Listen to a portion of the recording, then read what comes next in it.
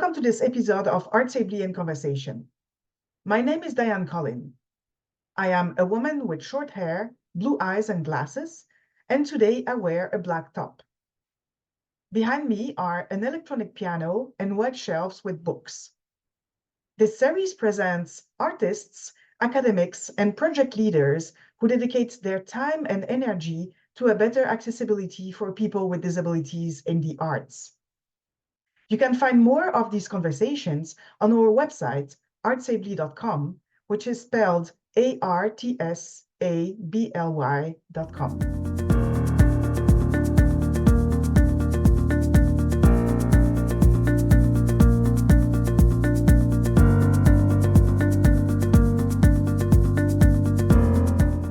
Today, Art Safely is in conversation with Robin Han, a soprano opera singer from Vancouver, who is also a disability advocate. You can find the resources mentioned by Robin Han during this episode on Art Safely's website in the blog section.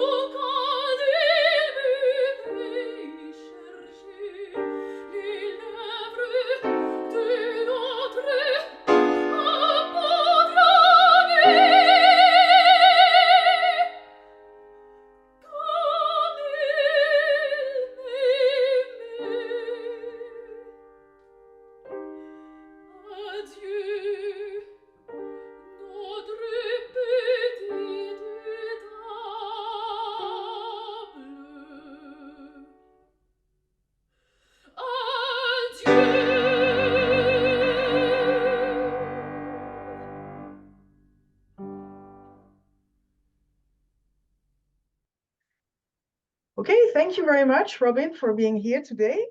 Thank you so much for having me. It's an honor to be here.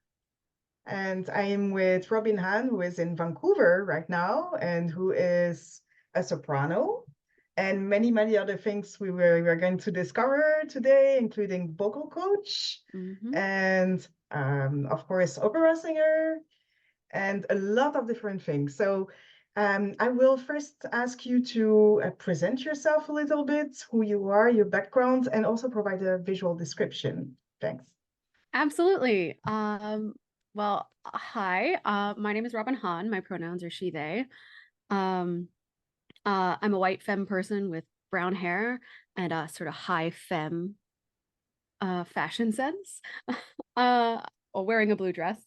I'm a disabled opera singer, stage director, vocal coach, and content creator, living and working on the unceded occupied lands of the Musqueam, Squamish, and Tsleil-Waututh peoples in what is colonially known as Vancouver. I have hypermobile Ehlers-Danlos syndrome, a genetic connective tissue disorder, and for that I use silver ring splints on my hands for support, and I often walk around with a very sparkly cane. Oh, Uh, it's a is very that nice about it? game. Thank you so much. Oh, and then of course it just fell all over everything. I very often say about mobility aids, you know, they don't have to be ugly to work. And if I get to be a little bit more, you know, glamorous and get to match my mobility aid to my outfit, then, you know, so much the better. Do you know about the singer Lachi, who is an American singer? She's blind and she's a Latina singer. She is also a fashion nerd and she has a cane that is totally glittery with lots of things, and her cane matches her outfit all the time. So have a I look. love I will. Yeah, I have a small collection of walking sticks and I match them to my outfit. They all have different names because of course they do. Because I'm an opera singer. I had to make it extra. Um, this one right here, the one that matches the outfit I'm currently wearing. Her name is Elsa, I think for obvious reasons for those who are watching. It's ice blue with an ombre to white sparkles. Yeah, Elsa couldn't have been anything else. Is her name. Very nice. So where did you grow up and what was your musical education? Sure, I grew up here. I grew up in Vancouver, and I became an opera singer entirely by accident. I have always been a storyteller. That was always true of me from a very young age. I first started as a dancer, which is pretty common actually for people with my condition with hypermobility, because you, of course, certainly when you're a child in particular, you often have very few other symptoms aside from being weirdly flexible. So you end up in dance, right? Um, yeah, so I was a ballet dancer very seriously for starting from a very young age. And then from there, I started doing theater and film. So I became an actor. And I, as a child, was in a few um, TV shows and movies. And then I started doing musical theater summer camp the way that so many little theater kids like I was, would do. And I started taking voice lessons, and I took voice lessons with a wonderful, super supportive opera teacher. And by the time I was about 16, so about 6 years after I had started taking voice lessons, I just sort of looked around and I went, I guess I sing opera now? When did that happen? It just sort of happened to me. It snuck up on me. Um, and the rest is history. I then went to University of Manitoba for about 1 year for opera, and then I started getting a sort of more practical education. I was on stage a lot. I really made it my business to just get on stages and um, develop my craft that way. And yeah, was lucky enough to be able to call it my job. Very good. And so you're with a company or you are just an independent opera singer who is going Uh, from here to here? I am an independent opera singer. That said, I am also a co-founder of Opera Mariposa, which is Canada's first disability-led and run opera company. Uh, I was a co-founder. I co-founded it over 10 years ago now. I think it's been about 12 years. Which, while I do I practice my art in lots of different companies rather, all across Canada and in Europe as well. I wouldn't be able to make my art as accessible to me as it is without the support that was built through my work with Mariposa. So I'm really, really grateful to have been a part of that. My life would not be the thing that it is right now without having built such a community of disabled artists through Mariposa. So when did Mariposa start? 10 years ago? I think almost 12 now. I think that was it. I think we just noticed the 12th anniversary going by. Yeah. Who's the other co-founder? Jacqueline Coe.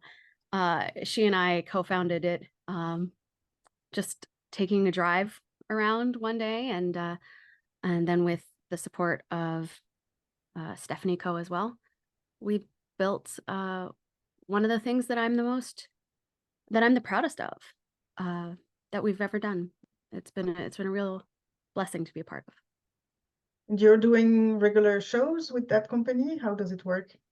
Right now, no, because most members of Mariposa are very immunocompromised and are still sheltering from COVID and are not doing any live productions.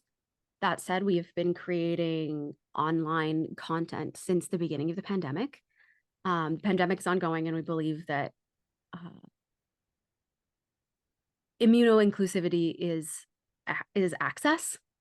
So we're making new systems by which people can make immuno-inclusive operatic art. So there are lots of videos that go up every year, particularly as part of Mariposa's May fundraiser. And we're working on maybe some larger works behind the scenes, slow and steady. But yeah, and in the meantime, I've been lucky enough to be able to make more art elsewhere around as well. And you are also a voice coach, a voice Yes. teacher? Yes. I have a wonderful studio that of artists I love. I teach entirely online again. It's an access measure, not just for myself, but for my students as well. Most of my students are young adults or adults, some of whom just want to sing for joy, some of whom really want to be able to do this opera thing very seriously.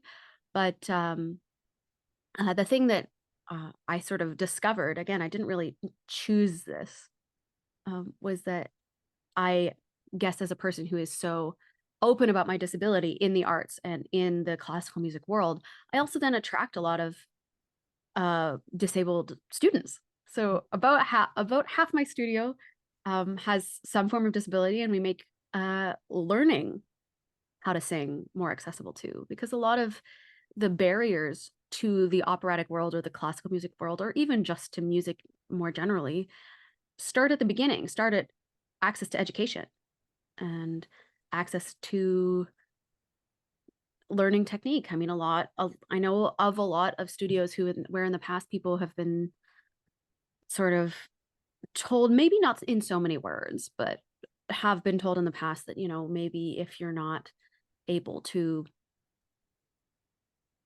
get to every lesson because your health is not allowing you to do that, that then implies that you're somehow not working hard enough, which is of course not true. That's not how it works at all. So yeah, I've been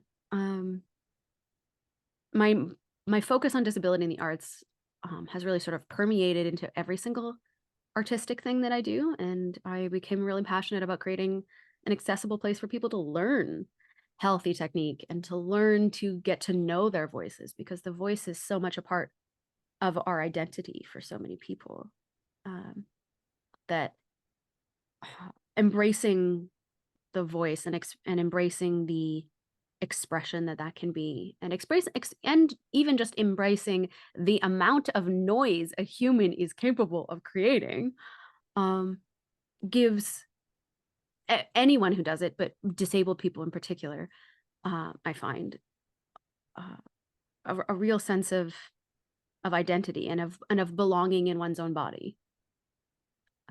So yeah, I find it really important and cool, and I'm really honored to be a part of that, because it's I get to be a part of people's growth and acceptance every day. So what's the name of the studio, and are you accepting new students? It's a very creatively named studio, the Robin Hahn Vocal Studio. Oh, how, deeply creative name. Uh, I do constantly accept new students, but I always have a caveat, and that is, I'm a freelance artist. Sometimes the schedule gets a little bit wonky, but I do have space, technically, when I'm not in rehearsal. So you also told me that you spent some time in Germany. Yes, I did. I was pursuing the sort of more traditional operatic career over in Germany, because I mean, a lot of Canadian operatic artists will know that that's often a place that you sort of go to try to build your career and become a quote unquote serious opera artist. Because, oh, look at those wonderful balloons that light up whenever you make a hand gesture on Max now. Anyway, yeah, so I went and lived in Berlin for about 2 years, and I was singing across Germany and throughout Europe. And but that was actually as I was discovering my body's limitations. I had always sort of imagined that I was quote unquote the healthy one in my circles. That was an identity marker for me. But I had already been experiencing some symptoms of my genetic disability at that time, but I always sort of I just dismissed them. I said, "Oh, my body's just a little weird," right? But while I was trying to build this career in Germany, and that career requires a lot of, personal hustle, and really sort of takes belief in that sort of hustle culture, and takes and not just belief, but the ability to push yourself really, really hard to do. My body just wasn't able to keep up, really. That was where I really sort of noticed, oh, my body is not actually doing what I am demanding of it. And at the time I was in my mid 20s, mid to late 20s, I really should have had my body been healthy. And I remember like episodes where I was just lying on my kitchen floor because I'm unable to get up, and feeling really ill, and not actually noticing that I had then caught something else, because my baseline had been to feel so ill. I had some real health struggles there, and it really threw into sharp relief. Oh, this may not be a thing that I can do. I may not be able to uh sustain this career in the way that I have been told is required for an opera singer. Because a lot of the messaging, at least in the places that I spent some time in the operatic world, sort of tell you, again, maybe not in so many words, but tell you maybe unconsciously, that the only valid way to have an operatic career is to do this step, and then this step, and then this step, and then this step, and then ta-da, if you do those accurately or correctly enough, you will pop out a success. And that's, first of all, that's not how anything works. No. But just attempting to follow those steps was just something my body couldn't do. And the messaging that said that if you don't do that, or if you don't succeed at that, it's because you are less than in some capacity. You may be like less than as an artist. That was wrong and backwards, because I was finding the beginnings of some success in Germany. And I knew I had something to share with the world, and that I was that I really wanted to, but my body couldn't take it. I wasn't able to, pack up my entire life and stick it in a suitcase and take that suitcase over cobbled streets to go from one audition to the next. Um, I wasn't able to sleep on long haul buses. I wasn't able to, um, you know, keep up in any real way. And I made the, at the time, very sort of painful decision to let it go. And you grieve the life that, of course, that you've imagined for yourself. You grieve the loss of that previous dream. But in the end,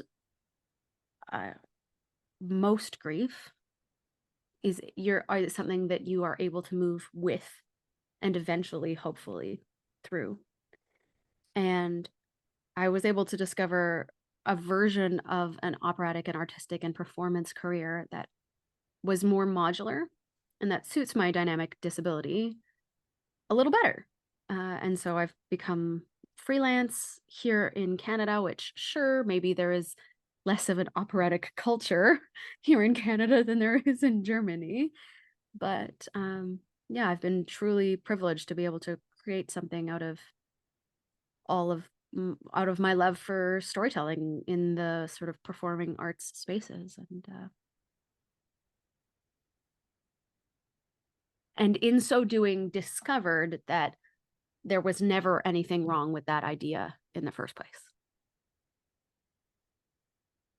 But as a storyteller, you also did something very, very good, is to create content. You have a YouTube channel where you Yes. post a lot of videos where you talk about what it is to be a disabled singer, what it is to be an opera singer.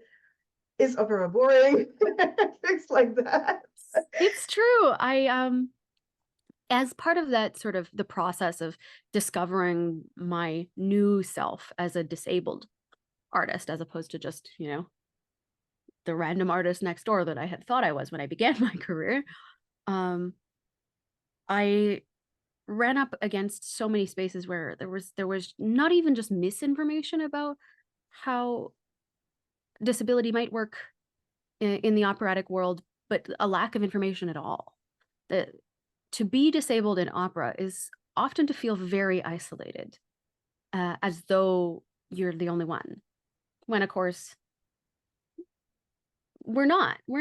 The disabled artists have always been here in the operatic world and will continue to be here. And the more that we can, as an operatic sector, embrace that and acknowledge that and move forward with access in mind, I think that's how you not only future-proof opera, but you can create a space where the operatic artist feels less isolated, and where people coming into opera know that there may be space for them in the end.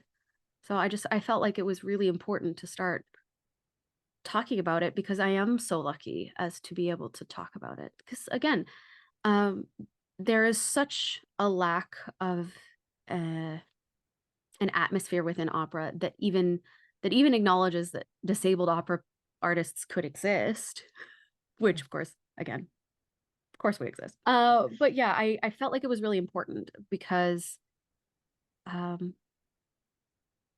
I'm because I'm so lucky as to have been able to build an accessible operatic career for me, whereas so many other artists I know whose work is phenomenal, whose voices would have been so valuable to the operatic world, ended up having to leave it due to inaccessibility.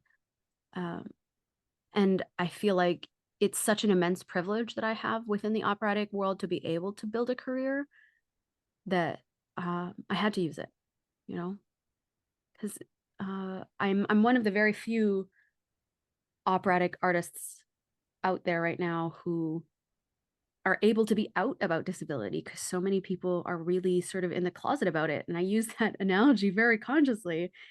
because you really do, if like I'm a queer disabled opera singer. I, you know, coming out as as queer as one coming out process, and you had to come out again as disabled because there's so much pressure in in the operatic world to like quote unquote appear healthy that people dealing with health issues, people living with dynamic disabilities or disability writ large often feel like they can't speak about it at all. So as soon as I realized what I sort of had in my life, that I had this sort of beautiful space that was accessible, that was um, a, a stable way for me to have an operatic career, I felt like I had to share it. It feels like my duty. And of course, you get to be, you know, YouTube and Instagram, you get to be silly too. You know, it's always a bonus. That's I what do. I was going to say. It's like it's not only interesting content, it's funny content, it's touching content. So I really recommend everybody to go and have a look at your YouTube channel because there are some important questions too. And I love one of my favorite videos. I mean, I love them all, but I love the video where you are talking with Jacqueline Coe because you're talking about so many different aspects of um, teaching and learning and being an artist with a disability. And one of the things that I noted, because I really liked it, is when you were talking about teaching and learning as a teacher and as a student, and you said if you have a teacher who is who is not willing to give you the space that you need, then you have the wrong teacher. Find another teacher. It's not your fault. It's not, but find another teacher. Find someone who will respect that space. And then Exactly. Jacqueline Coe said, if you are a singer and have students with disability, then be prepared to be creative. And I 100% agree. It's so important. And it's great to hear that. In It's so that, true. I mean, one of the things that we end up that we think about a lot as a company too, through Mariposa, is that we think about how access means different things for different people. That there is no one way to be accessible because because people's needs are all different, and yet and those needs are basic and yet are treated like luxuries, and they're not. Creating space for everyone means creating space for everyone, and it is okay to not have thought of this type of thing before. They're like we're always learning, we're always working to make spaces more accessible for more people. And then there will be the next person who comes in and you go, oh right, oh, I didn't think about that, maybe I can add that into my practice of making the arts more accessible for my students in this way in the future. And then, you know, maybe a year later you'll have someone who needs the opposite thing, and they might be a little bit they might bump up against each other, they may be even opposing needs. But creativity is really required, not just to be a creative person, not just to be an artist, but to help new people share in art, to find new ways to bring people into the art world, to make it accessible. There's no recipe. It's not like baking a cake where you throw in this amount of accessibility in this way and this amount of accessibility in that way, and you suddenly bake it all up and you're done making it accessible. That's not how accessibility works. It's an immense privilege to be able to keep working on it, to keep working on finding a new way to be creative with your students and with your, or even with your rehearsal times, rehearsal space. Uh, that's the beauty of inclusion. yeah, in academic, we call it crib time. Yes. Oh yeah. I recently posted a post on Instagram because I do quite a bit of this work on Instagram too, because making a YouTube video takes a lot of time, and when I have a lot of work going on, it just take it'll take a while for my next video to come out. Um, but I was posting a video on Instagram or a post on Instagram saying, hey, for all my disabled artist friends, um, anonymously or not, let me know what you find is the biggest barrier to you to entry into the artistic spaces that you want to live in. And I got quite a few responses from lots and lots of people, and lots of ways. But every single one, in one way or another, boiled down to crib time. Every single one. And that was not just in the operatic world. That was in, you know, classical music. That was in visual arts too. That was in dance. In one way or another, every person's who responded had a barrier to entry related to time allotted to do things, related to time expected to be in space with other people, or being in rehearsal, or even just being perceived. It always boiled down to that. And that's one of the things that I find organizations or like larger administrations and like larger um, people in positions of power within the arts world might be less likely to think about when it comes to access. But fundamentally, it's a thing that seems to affect us all. So how do you deal with your own trip time in your activities? Oh, wow. Well, I mean, I put everything in my schedule, and if it's not in my schedule, it doesn't exist. Just doesn't happen. I have to plan my season very carefully. I have to plan how I teach and when I teach very carefully. Like, for example, if it's happening before 11 a.m. and I have any other show that I'm doing, I can't do it. I can't do it. If I attempt to get out of bed for that, my body will not do it. I will be horizontal. I don't get a say. So I do a lot of balancing of like, okay, if my rehearsals for this show are on this day, how much time do I have between the end of that, and me getting home, and me getting winding down, and my being able to function the next day. And it doesn't always work out, because a dynamic disability is a dynamic disability. It's not math.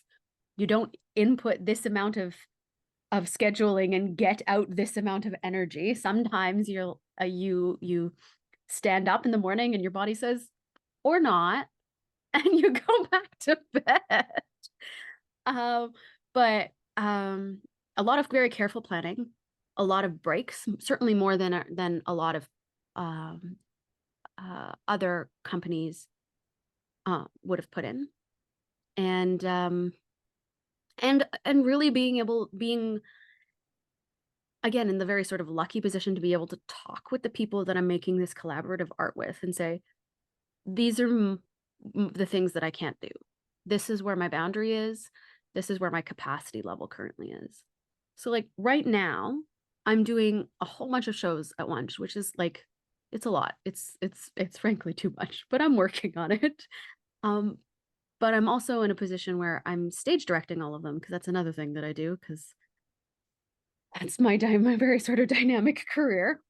And when you get to be a stage director in a show, you get to set your rehearsal schedule.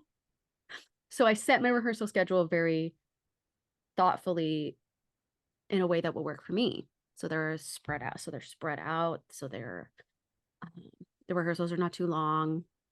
Rehearsals come with big breaks built in that, like, yes, there are equity required breaks, but ones that I know will make it doable for me, as well as, for anyone else who might need the same in the cast. In the cast and crew. Yeah, I do a lot of directing so that I can make my own schedule, really. And then when I am performing, well, if I need extra time, extra space, um, I set that out right away. And if that company or those people don't want to work with me because of it, well, frankly, um, as I've become wont to say recently, that's a them problem and not a me problem. It's their loss, right? And then if someone were to say, actually, we don't want to work with you because we think that that's too much or whatever, well, that's a good thing for me to know too, because I wouldn't want to work with a company that felt that way. And like, I've been very lucky that I haven't really had that experience here in Canada since I've come back, for sure. And I think, again, partially due to Mariposa's existence here in our local artistic community, it's been doing a lot of good and changing people's perceptions about what is quote unquote diva behavior and what is, advocating for your basic access. So yeah, I've been very lucky. But it's mostly just, a lot of very careful scheduling, and then knowing when is my, like, how long is it between now and the day and the time that I will collapse? Because yeah, in the summer when all the shows are done, I'm horizontal, and that's part of the plan. And then I emerge again at the next season. And what are your upcoming shows? Ooh, gosh. Well, I have quite a few. I'm directing 3, which is a lot. It might be a little too much, but I love them all. My first show that's coming up is a production of Gilbert and Sullivan's Pirates of Penzance that I'm directing at the North Shore Light Opera Society. It will be running from May 16th to 26th at the Presentation House Theater in North Van. It's inspired by Our Flag Means Death, which was a sort of queer phenomenon of a show about pirates. And I'm very, very excited that we get to do an extra queer version of Pirates of Penzance. It's been a real joy to create so far. I'm very excited for people to see it. So yeah, if any Taika Waititi fans out there really also like Gilbert and Sullivan, well, have we ever got the show for you? The next show I'm doing after that is I'm doing Menotti's Old Maid and the Thief with Heroic Opera, June 1st and 2nd at the Annex Theater.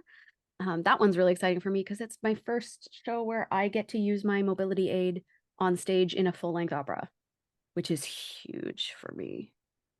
I am so excited to get to be the person on stage using a mobility aid in an opera that I never saw when I was watching and consuming opera growing up. It's an immense privilege. I'm getting fitted for my period appropriate mobility aid soon in one of our next rehearsals, because of course mobility aids are period appropriate for any period in which an opera can be set. And there's no reason to say, oh, well, you can't use that because that, doesn't go with what the 19th century aesthetic of X opera or Y opera. Well, people needed mobility aids for as long as there have been people. So anyway, bit of a tangent. I just get very, very excited about being that person up on stage with a mobility aid. That's very good. In a period piece. Yeah, I'm so excited. And then I am directing Hansel and Gretel with Crescendo Operatic Society at the Surrey Annex Theater from June 21st to 23rd. The Crescendo Operatic Society is an educational space, sort of showing people, teaching people how, from both inside and out, so from the perspective of the singer and the perspective of the audience, to love opera. So a lot of the people who are singing there are new to opera, and when they first walked in were really scared about the idea and are now really embracing doing something scary and wonderful. Yeah, all of those operas, we rehearse them all masked because, again, I really believe in that as an access measure. While all performances end up being unmasked, each singer will be testing repeatedly and starting testing repeatedly long before the masks come off, to try to make it as safe as possible for all of us. We also rehearse with high quality air filters going on, same reason. And all 3 operas are in English, and Hansel and Gretel will come, even though it is in English, it will also come with English subtitles. So yeah, I'm really excited. I think those are all, I mean, as I said, not everything, not every production can be like quote unquote perfect in terms of accessibility measures, but if we can start normalizing some of that stuff, that is a huge and important change in the operatic world, and I'm really excited to be a part of it. That's great. And I will post all that information on the RCB's websites I am so so that we can, excited. yeah, me too. Yeah. It's yeah. Ugh. I could talk about those shows all day. I'm just so excited about making more accessible art for people. So I know we'll have to end eventually. I have one last question for you. Sure. And it's about inspirations, not in the sense of inspiration porn, right? Right. Like we had that a lot of conversations about that in the disability and arts community and disability community at large. But maybe you can think of an artist that kind of inspired you or guided you, or For sure. someone who is in the community and is important to you. Who would that be? Oh yeah, for sure. And like as in the same video that you were referencing earlier, Jackie and I talked about this too, about, like disabled people aren't inspirational for existing, but disabled people, like any person, are capable of doing inspirational things. It's just that, going out to get the mail in a disabled body is not inspirational. But I mean, I think it is 100% true to say that every single person that I have become dear friends with on the internet, and on the internet alone, through the work that I've done in content creation about disability in the arts, has been really precious to me. And like in like that entire community that has grown around conversations about disability in the arts in the advocacy spaces online, they're just like, those people are so yeah, like the whole community is precious to me, and the individual people inspire me every day because they continue to make art that is joyfully disabled in the face of ableist artistic systems. And that, as I said, like that is an inspiring thing to do, because so much of those ableist structures and systems that block us, tell us to quit, tell us that your voice is not valuable, that your voice is not important, and to continue to make art in the face of that type of a barrier is that's what gets me out of bed in the morning to think about those. But so like, yeah, it's true that those people, so many of whom, as I said, I've never met in real life, but with whom I speak online all the time about what they're doing and about how cool that is. That's really special to me. But at the same time, I really do only have one answer for this, and that's my forever partner in operatic crime, Jackie Ko. She and I started doing voice lessons together when we were in elementary school. We went to the same school, and became opera singers together kind of by accident. But she knew that she was disabled the entire time. And she knew that she was growing into a voice that was special, and that she wanted to be able to share but the community, the operatic world, was just not accessible to her. So she went, well, I'm going to make my own company that is accessible to me. And as I said earlier, I sort of identified as the healthy one in that friendship for a really long time. Before I realized that, well, maybe not. But